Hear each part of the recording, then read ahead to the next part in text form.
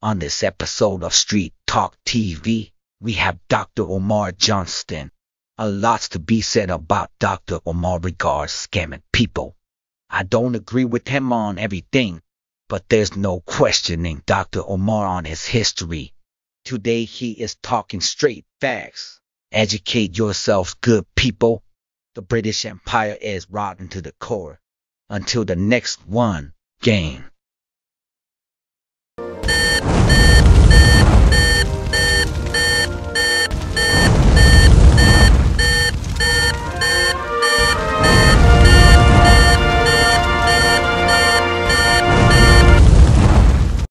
Last week, there was a Platinum Jubilee celebration for the Queen of England. I want my British Africans, I want my European Africans, I want all my British Empire sympathizing Negro Africans to listen up. Last week, there was a Platinum Jubilee celebration to mark the 70 years that Queen Elizabeth II has been on the throne of the British Empire.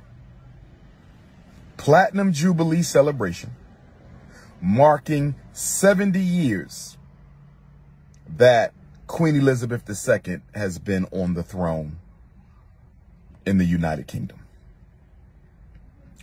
I saw Negroes all across England. I saw Negroes all across the United Kingdom. I saw Africans all across Europe celebrating and honoring Queen Elizabeth II of the British Empire.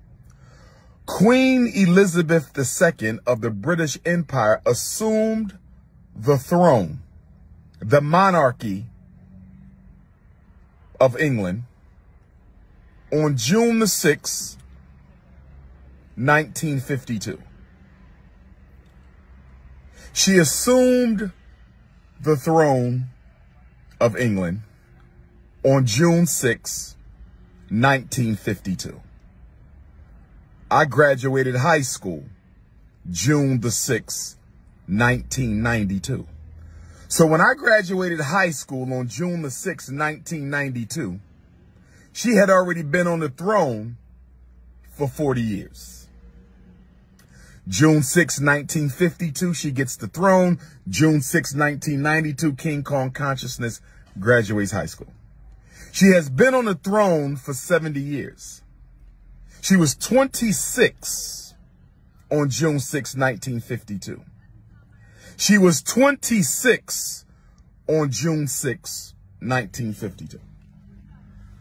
I am at a loss to understand why Africans in the UK, I'm at a loss to understand why Africans in the Caribbean islands, I'm at a loss to understand why Africans in America and around the world are celebrating 70 years of British white supremacy, imperialism, and African domination symbolized by Queen Elizabeth II.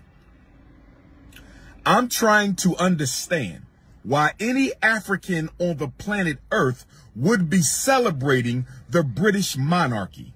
The British monarchy more than any other European family. The British monarchy more than any other enslaver of African people is responsible for the greatest number of enslaved Africans. They are responsible for the greatest burden that slavery put on the backs of African people. Why in the hell are we celebrating the face of white supremacy?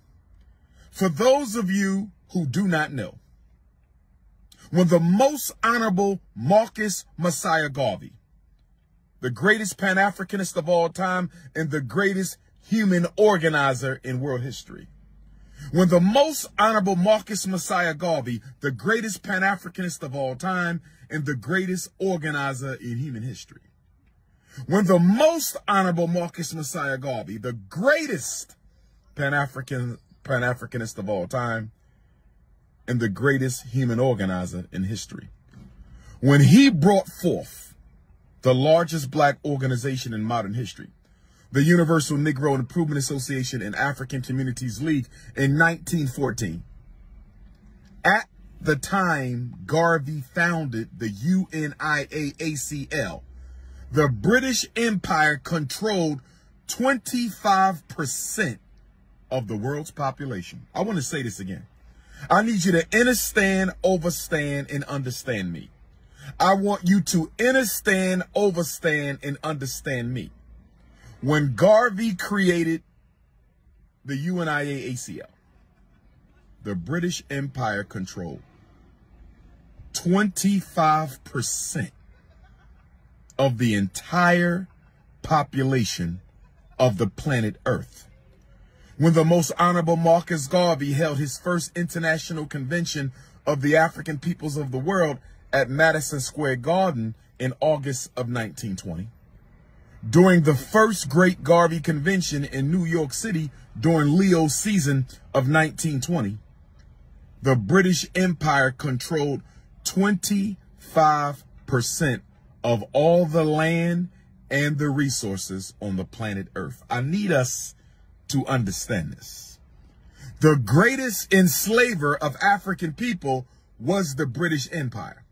The greatest dominator of African people was the British Empire. The greatest thief and exploiter and monopolizer and controller of African resources was the British Empire. So can somebody help me understand why any African on the face of the earth would be celebrating the monarchy of a woman who, during her reign as the Queen of England and the monarch of the British Empire since the age of 26, June 6, 1952, Queen Elizabeth II was on the throne when Dedan Kimathi of the Kenyan Land and Freedom Army was assassinated. Let me say this again, because y'all don't understand, overstand, and understand the Prince of Pan-Africanism right now. When Dedan Kimathi was executed in 1957, when Dedan Kimathi was fighting the British for control of the land of Kenya, Queen Elizabeth II was on the throne. Dedan Kimathi was executed upon the permission and authority of Queen Elizabeth II. Kwame Nkrumah was overthrown under the authority of Queen Elizabeth II.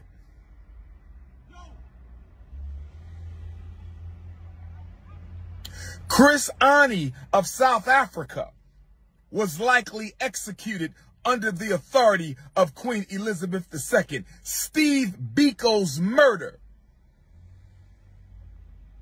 Robert Sobukwe's incarceration and untimely death, all under the authority of the Queen of England. But we are celebrating. But Nigeria,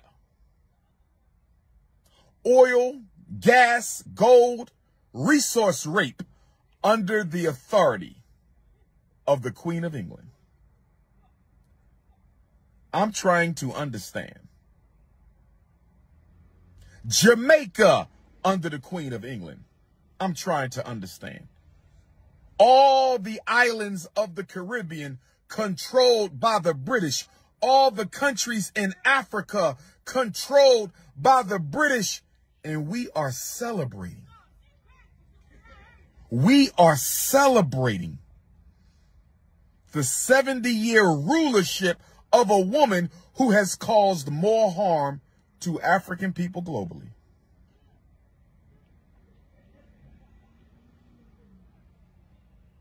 We are celebrating the rulership of a woman who has caused more harm to African people globally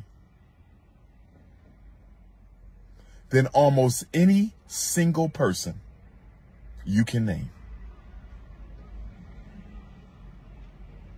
What she did to African people since 1952 is worse than what any other leader has ever done to a people in history aside from enslavement itself. And if you want to say she's only the face, she don't make the decisions, well, she damn sure didn't stop it either. She didn't stop the assassination of Dedan Kimathi. She didn't stop the torture of the Kenyan Land and Freedom Army. She didn't stop